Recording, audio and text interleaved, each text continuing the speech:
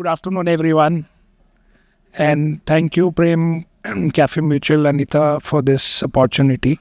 I have been part of your world for many years. So I spent 18 plus years in asset management. I've worked with 5 different mutual fund houses. I know many of you. Many of you have come new to this space. But I started way back with Kothari Pioneer, Birla Sun Life, then on to DSP Merrill Lynch, Morgan Stanley, and BNP Paribas. So 5 different AMCs. I do understand what you do very well over these years and this professional journey. Sometime in 2006-7, while dealing with all of you, wealth managers, banks, private banks, we realized that there is increasingly an ask, a demand, a need for something called immigration by investment, which is investment-led immigration. So all of you have heard. So these are some of our partners. So most of the organized players are already working with us. We've executed 350 plus clients, and all of them have come from one or the other wealth manager.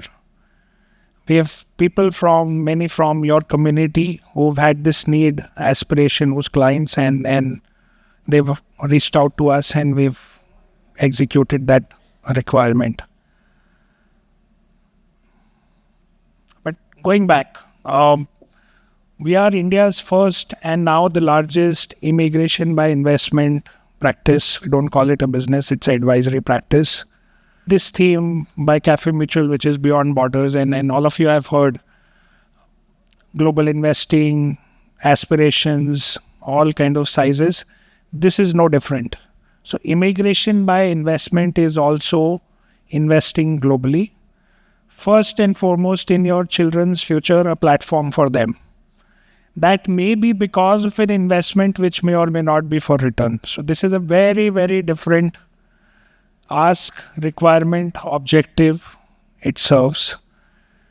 But it is not necessarily in most of the cases for return. It is for a future, it is for a platform, it is for permanency to your clients' children in a foreign country. And many of you, I'm sure, will have clients whose children are studying, going to study out, or already living out. And the challenges they deal with visas and permanency and jobs because of that, I think are very, very evident and out there in the media.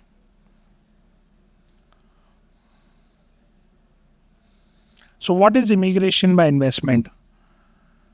You've heard of skill-based migration. People go to Canada, people go to Australia, to New Zealand to do jobs. People go by education, so migrate by education. People do it by family sponsorship. Some people get transferred working in a multinational and shift jobs. Now, if someone doesn't fit into any of this, they have no choice but to go for immigration by investment. And you'll be surprised to know there are 90 plus countries which offer a program, a solution of this nature. While the top 20, 25 are more top executed within that, the ask demand from within India, each country has a different ask and a need and an objective. From within India, there are 4 or 5 countries which are foremost when it comes to this concept. What is happening? We are seeing a huge wealth effect. All of you are seeing as well. We are seeing it on ground. India, when it moves from developing economy to developed economy, I think right from listings to exits to large bonuses to private equity funds coming and hiring professionals at very, very large salaries, bonuses, profit shares, India is creating wealth. And as we go along over the next 20 years, this is going to change, and so will your clients' aspirations. Because I understand, being from the asset management industry, your practice, and I say this to everyone I meet, that for your practice, you are the family office and you have to be the family office. So family office should not be just defined by amount cutoff. Because your client at some point in time will reach a threshold with this wealth creation and with this cycle where he may need these services. Now, if you're not already talking to him over time, he doesn't think of you as an expert, as knowledgeable person in that space, and he will look outside. So you keep talking, you keep changing with times, you keep talking even if he doesn't need. If he doesn't need, he may have someone, he knows someone who needs it. So this is a new to practice client, and this chain goes on. So start talking about these products, these solutions, these propositions. You will be surprised to know within your own practice, you may not have realized, but many people may be doing what we do. They reach out to you only when they need the money, they need the paperwork, redemption has to be done, money has to be sent out, LRS has to be done, and those discussions or tax has to be structured. If you don't tell them, if they don't know, you are not be able to, they will not relate you with this and they will not reach out to you.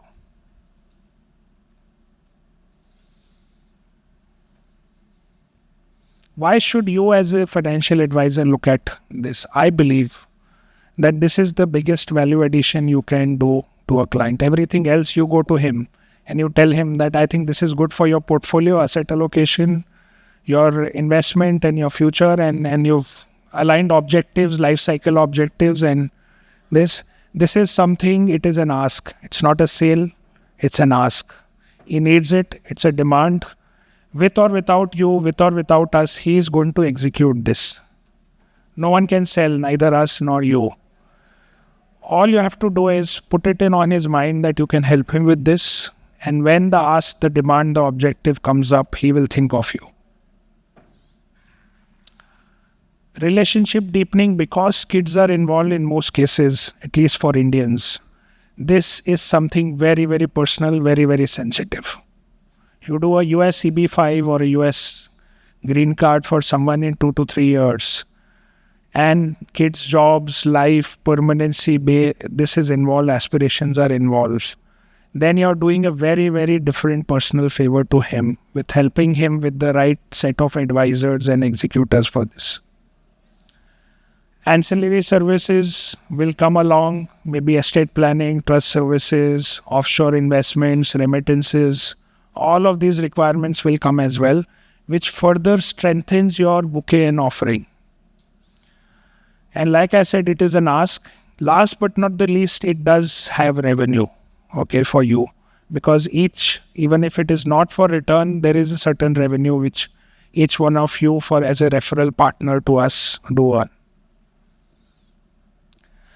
What we've done is, this whole concept, it is never the country, the program, this, and we changed this practice globally, not only in India.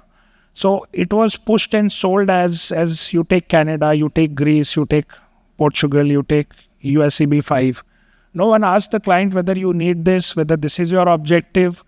No one basically did that profiling and like you do in your investment portfolio when you onboard a new client, you do profiling. You assess the risk, look at the objectives, and then you assign money to different buckets.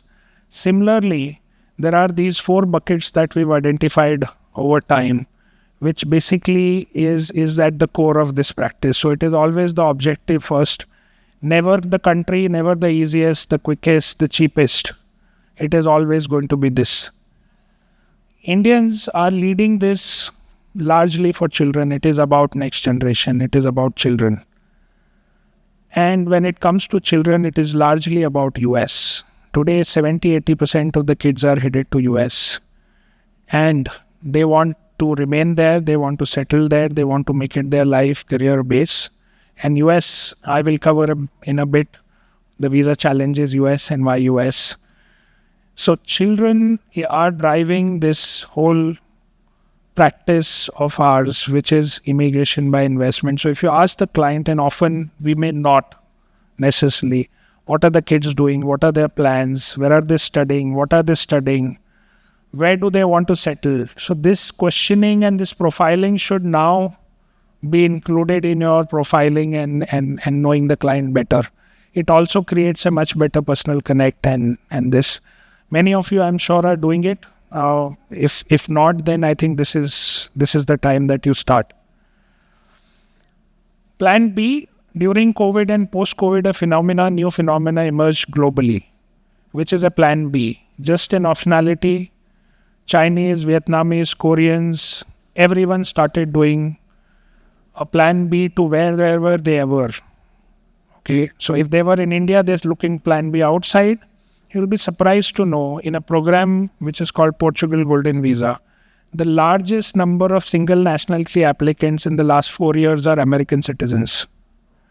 So even American citizens have been creating a plan B for themselves.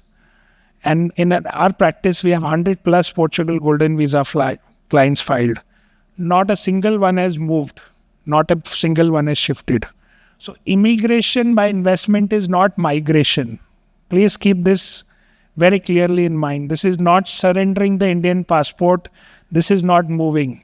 This is just creating an optionality, because that and freedom and flexibility, and that is what increased wealth and money can buy. And that is what HNIs, ultra HNIs world over are doing. They're either creating a base for their children, creating an optionality for themselves, or both.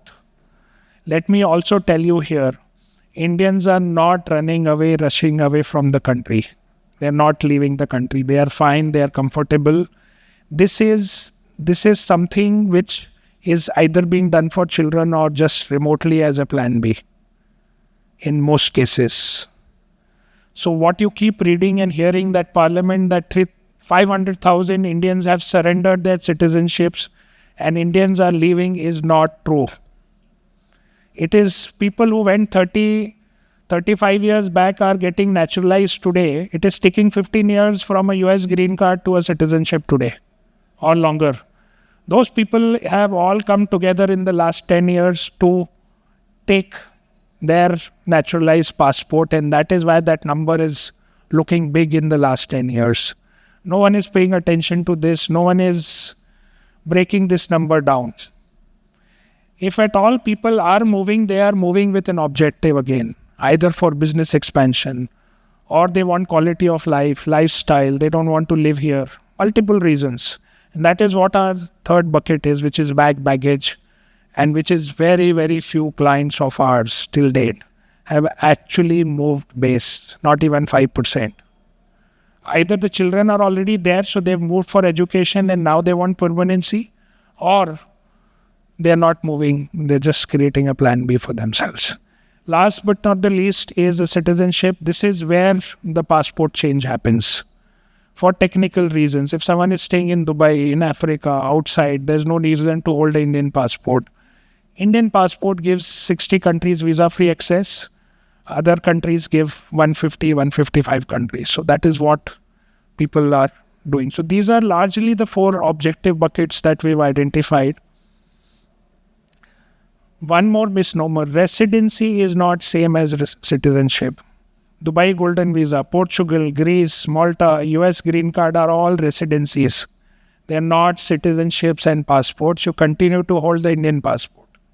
You don't need to surrender. Only if you take another passport and nationality, you have to surrender Indian passport and go on an OCI. Otherwise not. This is another misnomer. So this is one. Second is, I don't want to migrate. You don't need to migrate. You're doing it for your children or just creating an optionality. This is just a snapshot and list of countries that we cover.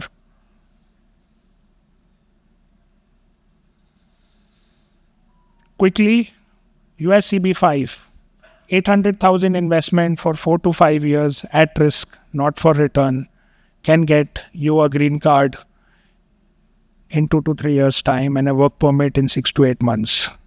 Anyone on F1, H1B, L1, studying, planning to go to study. Now a natural path to US, someone goes for studies, goes on a post-study visa. If he gets lucky with a job, he goes on an H1B. If he gets lucky in the lottery, he gets a H1. Then the employer has to sponsor for a green card, which can take 25, 30 years to come. This is the natural path today in America. If you look at the EB5 path, anyone on student visa, post-study visa, H1B, You do a EB5, do adjustment of status in 3 to 6 months, you get a work and travel permit, which is open independent of any employer sponsorship. And in 2 to 3 years, you get a green card. It's an investment, not a cost. This is the best gift inheritance that parents can give to their children. Maybe a little ahead when they need it and what they need it for, most critically, their base and permanency and visa. Portugal, along with Dubai, is the best plan B that you can have. So Portugal is your path to a EU passport. 500,000 investment euros or 250,000 donation gets you full rights access to Portugal, Schengen visa free access. In 6 years, without having to stay there, you can get a EU passport or a PR, which gives you full access to 40 EU countries. You can live, work, sitting here remotely just by visiting 7 days a year and 14 days in block of 2 years. So this is the best plan B that you can have. There are other options. If you don't want to convert to citizenship, you have Greece, you have Malta, you have multiple options. Like I said, objective first. Someone says, I don't never want to convert to citizenship, then you have more options. And closer home, I think these are the top 3 programs that we have. UAE Golden Visa. Dubai is where people are really moving. Beyond Dubai, unless there is a job, there is a shift, there is a business relocation. But Dubai, for tax purposes, for business purposes, for structuring purposes, for lifestyle purposes, people are moving. So Dubai Golden Visa, and Dubai again has multiple options. You can do it through a company incorporation, through real estate, through a fixed deposit, through just do a 1 year remote working visa, or through a job. So there are 5 different options that you have in Dubai to get a residency, not necessarily golden visa with all the options. Again, objectives comes first. Why do you want to? Do you want to really move? If you want to move, are you setting up business? Then why not incorporate a company and take a residency instead of a golden visa? You take a salary for a year, you'll automatically get a golden visa there. So this is the kind of advice that we do, which is very, very client-centric, very, very objective-driven, very, very profiling-driven. Sometimes they look at your profile and you cannot argue or basically make a case, but you have to have a certain network, a salary, a designation, and they may give you a golden visa by invitation or by profile also. That's become fairly common. So with that, I'll pause and throw the floor to any quick questions anyone has. Yes, please. Because the important recently that a lot of clients receive helpless from internet, find residency and real estate abroad. Just you will tell us like what is possible and what should not. Yeah. So if you have remitted money through LRS, complying to all rules, and you've bought anything which is prescribed by RBI, there is no reason to fear even if there is a notice. So whatever is allowed. Okay, so multiple of our clients have also received that notice, but I think they were closed. The moment you give them the source, you prove that this, so it is not a big thing. On the real estate side, people have bought 5 million villas with their remittance limit only as 250.